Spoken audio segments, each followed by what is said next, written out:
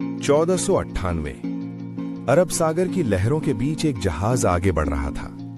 लेकिन यह सिर्फ एक जहाज नहीं था, यह एक बदलाव था, एक ऐसी प्रक्रिया की शुरुआत जिसने आने वाले 250 वर्षों में भारत का राजनैतिक नक्शा बदल दिया। हम आज जिस भारत में खड़े हैं, उसकी औपनिवेशिक कहानी की पहली कड़ी यहीं से शुरू होती है। Advent of Europeans in India. लेकिन सवाल है, यूरोप अचानक भारत क्यों आने लगा? क्या सिर्फ मसालों के लिए, या इसके पीछे कोई बड़ी आर्थिक और राजनीतिक प्रक्रिया काम कर रही थी? 15वीं शताब्दी का यूरोप परिवर्तन के दौर से गुजर रहा था।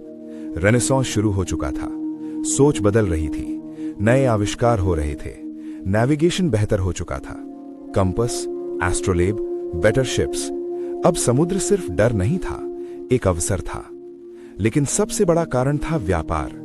भारतीय मसाले, काली मिर्च, दालचीनी, लौंग यूरोप में सोने के बराबर कीमत पर बिकते थे। भारतीय सूती कपड़ा यूरोप में लग्जरी माना जाता था। लेकिन समस्या थी, यूरोप के पास भारत तक सीधा समुद्री मार्ग नहीं था। सारा व्यापार अरब मर्चेंट्स और इटालियन ट्रेडर्स के हाथ में था। फिर आया 1453। ऑटोमन टर्क्स ने कॉन्स्टेंटिनोपल पर कब्जा कर लिया। अब जो पुराना लैंड रूट था, वो महंगा और असुरक्षित हो गया। यूरोप के व्यापारियों ने सोचा, अगर हम भारत तक सीधा समुद्री रास्ता खोज लें तो बिचौलियों को हटाकर सीधा लाभ कमा सकते हैं। यहीं से शुरू हुई age of exploration, sea route की खोज। पोर्चुगल इस खोज में सबसे आगे था। प्रिंस हेनरी द नेविगेटर ने अफ्रीका के तटों की खोज शुरू करवाई। धीरे धीरे यूरोपीय नाविक अफ्रीका के पश्चिमी तट से नीचे उतरते गए। 1488 बार्थोलोमेओ डियाज ने केप ऑफ गुड होप पार किया। यह बहुत बड़ा मोड़ था। अब साबित हो चुका था कि समुद्र के रास्ते भारत पहुंचना संभव है। और फिर 1498 वास्को ड गामा, वो अफ्रीका के चारों ओर घूमते हुए अरब नाविकों की मदद से कालीकट पहुंचा। कालीकट के शासक थे ज़ामोरिन। यह घटना सिर्फ एक व्यापारिक समझौता नहीं थी, यह भारत में यूरोपीय राजनीतिक हस्तक्षेप की शुरुआत थी। अब यहां एक बहुत महत्वपूर्ण बात समझनी है। शुरुआत में सभी यूरोपीय शक्तियां व्यापारी बनकर आई थीं, लेकिन धीरे धीरे व्यापार से सत्ता की ओर उनका झुकाव हुआ। यह परिवर्तन अचानक नहीं हुआ, यह आर्थिक हितों, समुद्री शक्ति और भारतीय राजनैतिक विघटन का परिणाम था। उस समय भारत की स्थिति, जब वास्को ड गामा आया, तब भारत एक मजबूत केंद्रीय सत्ता के अधीन नहीं था। उत्तर भारत में दिल्ली सल्तनत का अंत हो चुका था, मुगल साम्राज्य की स्थापना भी नहीं हुई थी। दक्षिण भारत में क्षेत्रीय शक्तियां थीं। ये राजनीतिक विघटन आगे चलकर यूरोपीय हस्तक्षेप को आसान बनाएगा, लेकिन ये कहानी धीरे धीरे आगे बढ़ेगी। ये तो था बैकग्राउंड। अब हम विस्तार से समझेंगे। सबसे पहले कौन आया, उसने क्या किया और वो क्यों गिर गया। 1498 वास्को डे गामा कालीकट पहुंचा। शुरुआत में स्वागत हुआ, लेकिन व्यापार आसान नहीं था। अरब व्यापारी पहले से सक्रिय थे, वे प्रतिस्पर्धा नहीं चाहते थे। पुर्तगालियों ने जल्दी समझ लिया, अगर केवल व्यापार करेंगे तो लाभ सीमित रहेगा, लेकिन अगर समुद्र पर नियंत्रण कर लिया जाए तो व्यापार अपने आप नियंत्रित हो जाएगा। यहीं से शुरू होती है उनकी समुद्री रणनीति।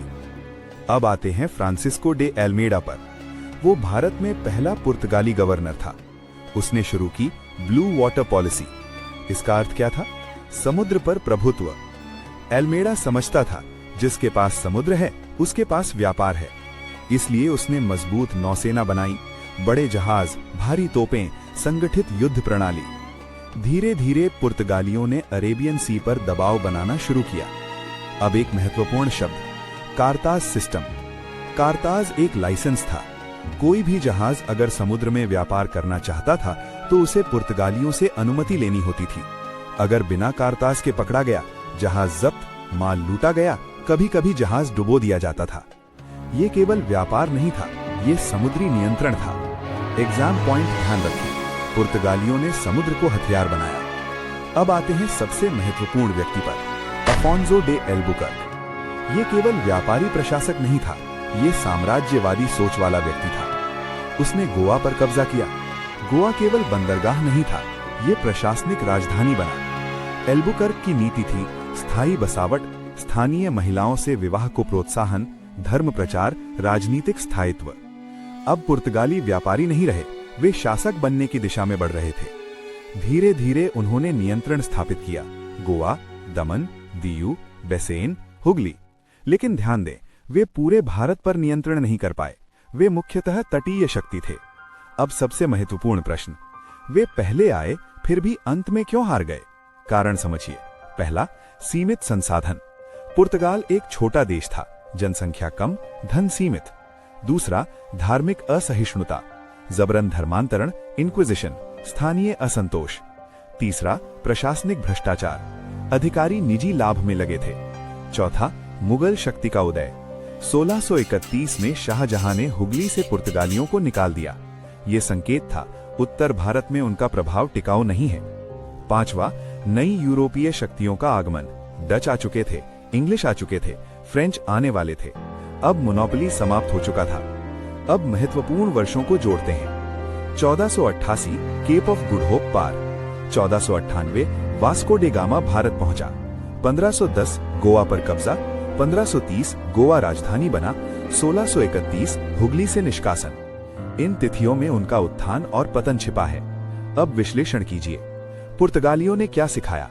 समुद्री शक्ति निर्णायक है, व्यापार राजनीति में बदल सकता है, लेकिन सीमित संसाधन और गलत सामाजिक नीति दीर्घकालिक सफलता नहीं देती। उन्होंने दरवाजा खोला, लेकिन स्थायी साम्राज्य नहीं बना सके। मंच अब खाली नहीं था, एक नई शक्ति तैयार थी, डच।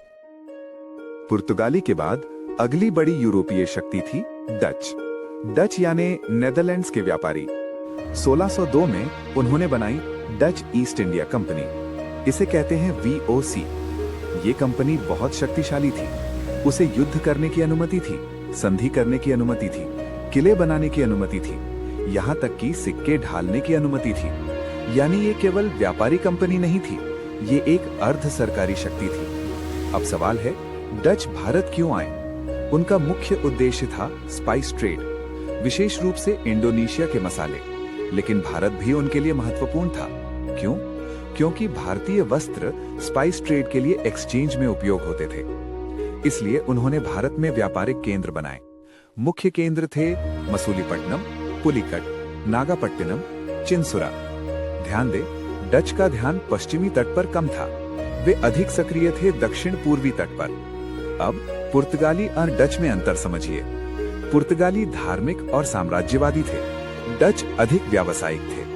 वे धर्म प्रचार में कम रुचि रखते थे। उनका मुख्य लक्ष्य लाभ था। वे व्यापार में व्यवस्थित थे, लेखा प्रणाली मजबूत थी, नौसेना भी शक्तिशाली थी। कुछ समय के लिए ऐसा लगा कि डच भारत में प्रमुख शक्ति बन जाएंगे, लेकिन यहाँ एक महत्वपूर्ण मोड़ आता है। डच का मुख्य फोकस भारत नहीं था, उनका वास्तविक ध्यान इंडोनेशिया पर था। भारत उनके लिए सेकेंडरी मार्केट था। ये रणनीतिक गलती साबित हुई। अब आते हैं उनके पतन के कारणों पर। पहला कारण, English competition. English east India company धीरे धीरे मजबूत हो रही थी। दूसरा कारण, भारत में सीमित राजनीतिक हस्तक्षेप। डच ने भारतीय राजनीति में गहराई से प्रवेश नहीं किया, वे सत्ता संघर्ष में शामिल नहीं हुए। इंग्लिश ने यही किया और वही उनकी ताकत बनी। तीसरा कारण, बैटल ऑफ बेदेरा 1759। इंग्लिश और डच के बीच संघर्ष हुआ, इंग्लिश विजयी रहे। यह संकेत था भारत में डच की राजनीतिक महत्वाकांक्षा समाप्त। अब एक विश्लेषण समझिए, डच क्यों असफल हुए? वे व्यापार में अच्छे थे, लेकिन उन्होंने भारत को राजनीतिक दृष्टि से नहीं समझा। वे स्थानीय शासकों के साथ गहरे गठबंधन नहीं बना पाए। उन्होंने सेना का विस्तार सीमित रखा और सबसे महत्वपूर्ण, उन्होंने भारत को प्राथमिकता नहीं दी। डच का पतन अचानक नहीं हुआ, वे धीरे धीरे भारत से हटे। उन्होंने अपने संसाधन साउथ ईस्ट एशिया में केंद्रित कर दिए। भारत उनके लिए लाभकारी था, लेकिन निर्णायक नहीं। अब स्थिति क्या थी? पुर्तगाली कमजोर हो चुके थे, डच पीछे हट रहे थे। मंच पर अब दो मुख्य शक्तियां बची थीं, इंग्लिश और फ्रेंच। यहीं से शुरू होती है असली प्रतिस्पर्धा। ये केवल व्यापार नहीं था, ये राजनीतिक वर्चस्व की लड़ाई थी।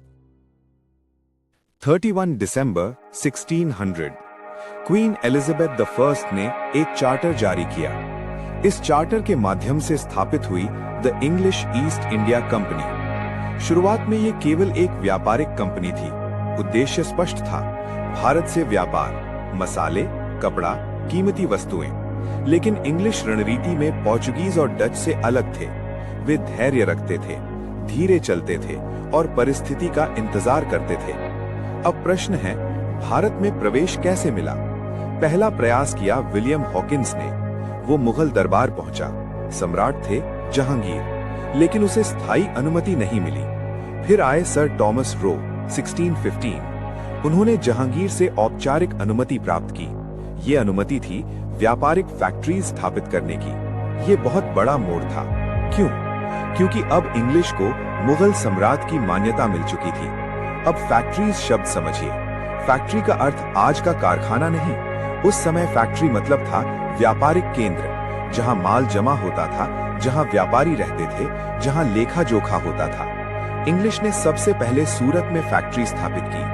धीरे धीरे मद्रास, बॉम्बे, कलकत्ता, इन 3 स्थानों को याद रखें। बॉम्बे 1661 में पोर्चुगीज से मिला, मद्रास फोर्ट सेंट जॉर्ज स्थापित, कलकत्ता फोर्ट विलियम स्थापित। ये तीनों आगे चलकर ब्रिटिश पावर के स्तंभ बने। अब एक महत्वपूर्ण बदलाव समझिए। 17वीं सेंचुरी के अंत तक मुगल साम्राज्य अपनी चरम सीमा पर था, लेकिन 18वीं सेंचुरी की शुरुआत में मुगल शक्ति कमजोर होने लगी। औरंगजेब की मृत्यु के बाद उत्तराधिकार संघर्ष शुरू हुए। केंद्रीय नियंत्रण ढीला पड़ गया। प्रांतीय गवर्नर शक्तिशाली होने लगे। यही वो अवसर था जिसे इंग्लिश ने पहचाना। अब रणनीति बदलती है, सिर्फ व्यापार नहीं, पॉलिटिकल डिप्लोमेसी, स्थानीय शासकों के साथ समझौते, आर्थिक दबाव और धीरे धीरे सैन्य तैयारी। सबसे महत्वपूर्ण कदम था सिपॉय आर्मी का गठन। सिपॉय यानी भारतीय सैनिक। इंग्लिश अधिकारियों के नेतृत्व में भारतीय सैनिकों की सेना बनाई गई। क्यों ये महत्वपूर्ण था? क्योंकि इससे खर्च कम हुआ और स्थानीय परिस्थितियों में लड़ना आसान हुआ। अब कंपनी के पास अपनी निजी सेना थी। ये केवल व्यापारिक संस्था नहीं रही, ये एक सशस्त्र शक्ति बन चुकी थी। अब बंगाल की ओर ध्यान दीजिए। 18वीं सेंचुरी में बंगाल सबसे समृद्ध प्रांत था। उपजाऊ भूमि, व्यापारिक बंदरगाह, समृद्ध राजस्व। कंपनी की नजर यहां टिक गई, क्योंकि जिसने बंगाल पर नियंत्रण पाया वो आर्थिक रूप से मजबूत हो जाएगा। अब तुलना करें, पोर्चुगीज समुद्री शक्ति पर निर्भर थे, डच व्यापार पर केंद्रित थे, लेकिन इंग्लिश ने तीनों का संयोजन किया। ट्रेड, डिप्लोमेसी, मिलिट्री, यही उनका सूत्र था। अब एक विश्लेषण समझिए। इंग्लिश की सफलता अचानक नहीं आई। उन्होंने 100 वर्षों तक धैर्य रखा, धीरे धीरे अनुमतियां ली, किले बनाए, सेना तैयार की, स्थानीय राजनीति को समझा। ये दीर्घकालिक रणनीति थी। अब स्थिति क्या थी? पोर्चुगीज कमजोर, डच हट रहे थे, इंग्लिश मजबूत हो रहे थे, लेकिन एक नई चुनौती सामने थी, फ्रेंच भी भारत में सत्ता का सपना देख रहे थे। अब संघर्ष केवल व्यापार का नहीं था, ये यूरोपीय शक्तियों के बीच भारत की भूमि पर होने वाला युद्ध था। यहीं के कहानी निर्णायक मोड़ लेती है। 1664 फ्रांस ने स्थापित की फ्रेंच ईस्ट इंडिया कंपनी। अब भारत में एक और यूरोपीय शक्ति प्रवेश कर चुकी थी। फ्रेंच का उद्देश्य भी व्यापार था, लेकिन उनके मन में एक और सपना था, राजनीतिक प्रभाव। फ्रेंच ने अपने प्रमुख केंद्र बनाए, पौंडीचेरी, चंदरनगौर, माहे, कारिकल। इनमें सबसे महत्वपूर्ण था पौंडीचेरी। यही फ्रेंच शक्ति का मुख्य आधार बना। अब आते हैं एक अत्यंत महत्वपूर्ण व्यक्ति पर, जोसेफ फ्रांसवा ड्यूप्ले। वो केवल व्यापारी प्रशासक नहीं था, वो महत्वाकांक्षी था, राजनीतिक सोच वाला था। उसने समझ लिया, भारत में सत्ता का संघर्ष शुरू हो चुका है, मुगल साम्राज्य कमजोर हो रहा है, प्रांतीय नवाब स्वतंत्र हो रहे हैं।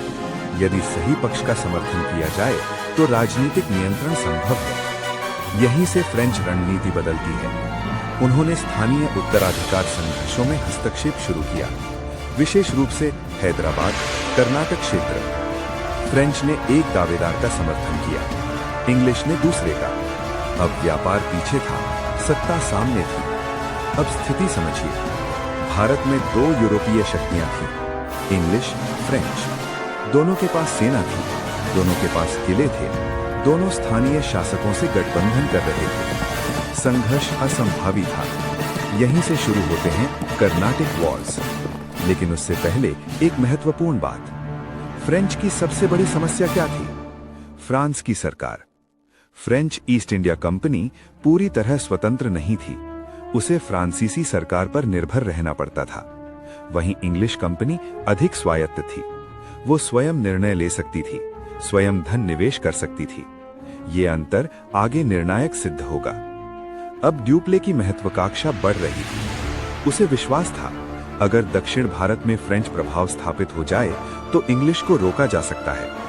कुछ समय तक ऐसा लगा भी कि फ्रेंच आगे निकल जाएंगे। उन्होंने मद्रास पर कब्जा भी किया। इंग्लिश चिंतित थे, लेकिन कहानी यहां समाप्त नहीं होती। इंग्लिश ने भी एक नेता तैयार किया था, रॉबर्ट क्लाइव। अब टकराव अवश्यम भावी था। अब शुरू होता है असली टकराव। भारत की भूमि पर दो यूरोपीय शक्तियों के बीच, इंग्लिश बनाम फ्रेंच। इसे कहा जाता है कार्नेटिक वॉर्स। ये युद्ध केवल भारत की राजनीति का परिणाम नहीं थे, इनके पीछे यूरोप की राजनीति भी काम कर रही थी। फर्स्ट कार्नेटिक वॉर 1746 से 1748 यूरोप में चल रहा था वॉर ऑफ ऑस्ट्रियन सक्सेशन। उसका प्रभाव भारत तक पहुंचा। फ्रेंच सेना ने मद्रास पर हमला किया और मद्रास पर कब्जा कर लिया। इंग्लिश चौंक गए, लेकिन 1748 में ट्रीटी ऑफ एक्स ला शैपेल के अनुसार मद्रास वापस इंग्लिश को दे दिया गया। पहला चरण समाप्त, पर यह केवल शुरुआत थी। सेकेंड कार्नेटिक वॉर 1749 से 1754। अब संघर्ष का कारण यूरोप नहीं था, ये भारतीय उत्तराधिकार संघर्ष था। हैदराबाद में गद्दी का विवाद, कर्नाटक में नवाबी का विवाद। फ्रेंच ने एक पक्ष का समर्थन किया, इंग्लिश ने दूसरे का। यहीं पर उभरता है एक नाम, रॉबर्ट क्लाइव। उसने आरकॉट पर साहसिक हमला किया, सिर्फ कुछ 100 सैनिकों के साथ। उसे कब्जे में लिया, फिर फ्रेंच समर्थित सेना से उसकी रक्षा की। इसने इंग्लिश प्रतिष्ठा बढ़ा दी। अब स्थानीय शासक समझने लगे, इंग्लिश केवल व्यापारी नहीं है, वे युद्ध भी जीत सकते हैं। 1754 तक फ्रेंच प्रभाव कम होने लगा। ड्यूप्ले को वापस बुला लिया गया। फ्रेंच महत्वाकांक्षा को पहला बड़ा झटका।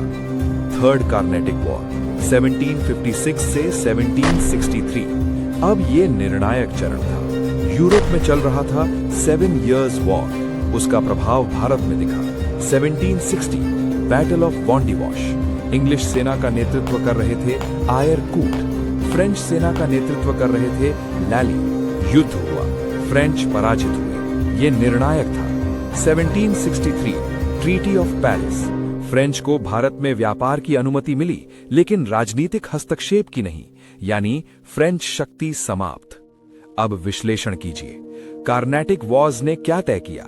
भारत में अंतिम यूरोपीय शक्ति इंग्लिश होगी। फ्रेंच पीछे हट गए, डच पहले ही हट चुके थे, पोर्चुगीज सीमित हो चुके थे। अब मैदान लगभग खाली था। यहां एक महत्वपूर्ण बात समझिए, इंग्लिश ने क्या किया? उन्होंने स्थानीय राजनीति को समझा। उन्होंने उत्तराधिकार संघर्षों में हस्तक्षेप किया। उन्होंने सैन्य संगठन मजबूत किया। उन्होंने आर्थिक संसाधन जुटाए। फ्रेंच ऐसा नहीं कर पाए। क्यों? क्योंकि वे सरकारी नियंत्रण में अधिक थे। उनकी वित्तीय स्थिति कमजोर थी। उनकी नौसेना इंग्लिश जितनी मजबूत नहीं थी। कार्नेटिक वॉर्स ने इंग्लिश को आत्मविश्वास दिया। अब उनका लक्ष्य स्पष्ट था। दक्षिण भारत में फ्रेंच को हटाना पहला कदम था। अब अगला लक्ष्य होगा बंगाल, क्योंकि जिसने बंगाल पर नियंत्रण पाया, वही भारत की अर्थव्यवस्था पर नियंत्रण